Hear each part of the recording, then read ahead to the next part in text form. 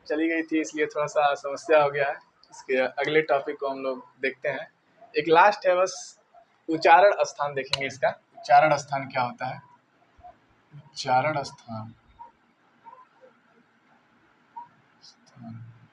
उच्चारण स्थान आपका ये होता है, जैसे मानिए कि मुख के सहारे जो बोला जाता है, एक होता है कंठस्थ, इसके बाद से आपका होता है तालव्य, फिर उसके बाद से होता है मूर्धन्य, फिर उसके बाद से होता है दंत, दंत की सहायता से जो बोला जाता है, फिर उसके बाद से ओष्ठ, ओष्ठ की सहायता से बोला जाता है। तो इसके मेनली आप लोग मतलब डिफाइन करते हैं यहाँ पे, इसको अच्छे से समझते हैं, क्योंकि ये क्वेश्चन थोड़े हमारे एग्जाम के लिए थोड़ा बेनिफिशियल होता है और एग्जाम में आते हैं ये सब क्वेश्चन। पहला इसका ट्रिक आप लोग को सबसे बेहतर बता देते हैं, KTM 2।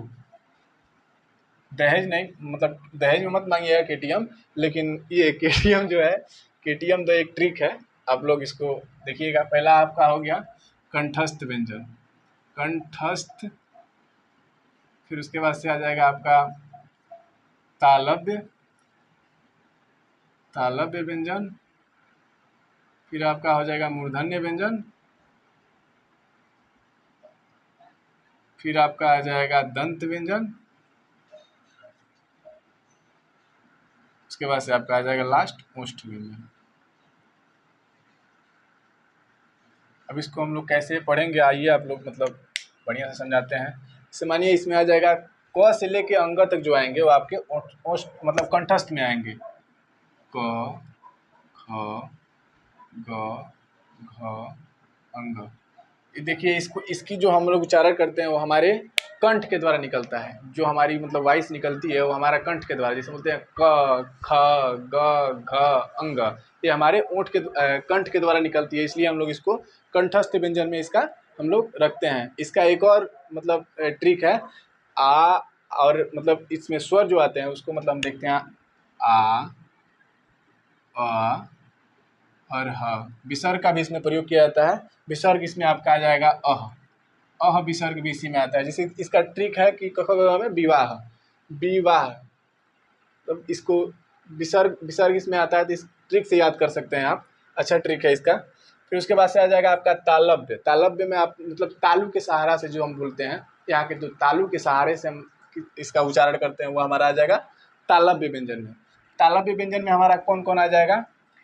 च, छ, ज, झ और इया, ये हमारे तालव्य व्यंजन है। अब तालव्य व्यंजन में आपका फिर आ जाएगा स्वर के भी कुछ भाग आते हैं, जैसे मानिए ई, य और स आता है।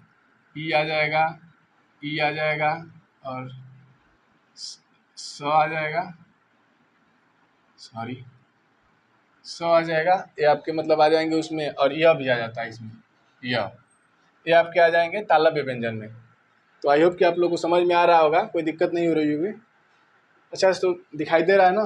तो चलिए आइए अब मूर्धन्य व्यंजन में आप लोग आते हैं। मूर्धन्य व्यंजन जिसके इस मूर्धा से जिसका मतलब वॉइस निकलता है वो आपके मूर्धन्य व्यंजन में आते हैं। मूर्धन्य आपका कंठस्थ, फिर तालव्य, और तालव्य के पास आपके मतलब दंत के पहले यहाँ पे तालव्य, ये जीभ के पास जो होता है इसके सहारा से जो बोला जाता है इसको हम लोग तालव्य बोलते हैं। तो तालव्य में आपके कौन कौन आ जाएंगे? ट वर्ग के जितने होते हैं, जैसे मानिए ट, ठ, ड, ढ, ण, ये आपके आ जाएंगे मूर्धन्य, मूर्धन्य में आ जाएंगे। और इसमें स्वर भी प्रयोग किए जाते हैं, जो स्वर हैं वो आपके हो जाएंगे ऋषि, र और स, ये आपके आ जाएंगे मूर्धन्य व्यंजन में। तो इसको आप लोग मतलब याद कर लीजिए, क्योंकि ये कंपटीशन के लिए बहुत ज़्यादा पूछे जाते हैं कंपटीशन में, सारे कंपटीशन में, और मतलब समझ में तो आ ही रहा होगा, कोई दिक्कत तो है नहीं। दंत व्यंजन आपके जो हमारे दांत के सहारे बोले जाते हैं, दांत से, जैसे मानिए त, थ, द, ध, न, इसमें दांत, दांत से जो मतलब उच्चारण कर रहे हैं वो हमारा आ जाएगा दंतस में त, थ, द, ध, न, ये आपके आ जाएंगे दंत व्यंजन में, जिसको मतलब टी वर्ग के जो त वर्ग के होते हैं वो आपके दंत व्यंजन में आ जाएंगे। इसके जो स्वर होते हैं उसको मतलब मानिए ऐसे ल और स आ जाते हैं, इसमें स्वर नहीं होते हैं, ये भी आपका व्यंजन ही होता है, लेकिन ये ल और स इसमें इसी में दंत व्यंजन में आते हैं। ल, स, इसमें भी आपका दांत का थोड़ा सा यूज किया जाता है, इसलिए दंत व्यंजन में आ जाएंगे। और जो आपके ओष्ठ व्यंजन है उसमें आपके आते हैं प वर्ग के जितने होते हैं प, फ, ब, भ, म, ये आपके किस में आ जाएंगे? ओष्ठ व्यंजन में। आई होप कि आप लोग को मतलब यहाँ पे समझ में आ रहा हो, कोई दिक्कत नहीं हो रही ना। और उसमें मतलब स्वर भी होते हैं, उसको कहते हैं उ और उ, ये दोनों आपके आ जाएंगे उ उ। इसमें ओठ का प्रयोग किया जा रहा है ना, तो ये भी आपके आ जाएंगे ओष्ठ व्यंजन में। कोई दिक्कत तो है नहीं। जैसे मानिए इसका सबसे अच्छा तरीका है KTM2, KTM2। KTM में आपका सबसे पहले आ जाएगा कंठस्थ व्यंजन। कंठस्थ में आपके क वर्ग के जितने होते हैं पांचों, ये आपके होते हैं नासिक, नासिक व्यंजन। ये आपके पांचों जो होते हैं ये नासिक व्यंजन में आते हैं। नासिक व्यंजन, नासिक व्यंजन पंचमाक्षर बोलते हैं, पंचमाक्षर भी इसी को बोलते हैं। तो आप लोग मतलब ये भी ऑप्शन दे देता है, पूछता है इसमें नासिक व्यंजन कौन है, तो आप लोग जो लास्ट में आता है ये आपके नासिक व्यंजन होते हैं। उसके बाद से आता है कंठ तालव्य। कंठ तालव्य स्वर होते हैं इसमें, कंठ तालव्य में स्वर ही आते हैं। यानी कंठ तालव्य, सॉरी कंठ तालव्य। कंठ तालव्य में आपके आ जाएंगे ए और ए। कंठ तालव्य समझ रहे हैं? कंठ और तालु की सहायता से जो इसका उच्चारण किया जा रहा है वो आपके कंठ तालव्य में आ जाएंगे। और एक होता है कंठस्थ।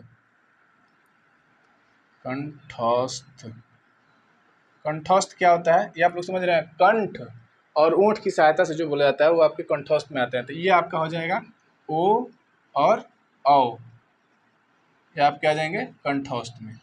समझ में आ रहा है ना? कोई दिक्कत है नहीं ना? फिर उसके बाद है दंतोष्ठ। दंतोष्ठ, दंतोष्ठ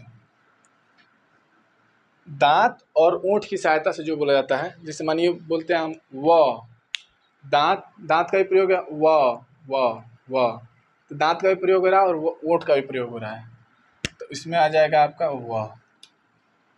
तो आज हमारा ये हिंदी वर्णमाला का लास्ट लेक्चर था।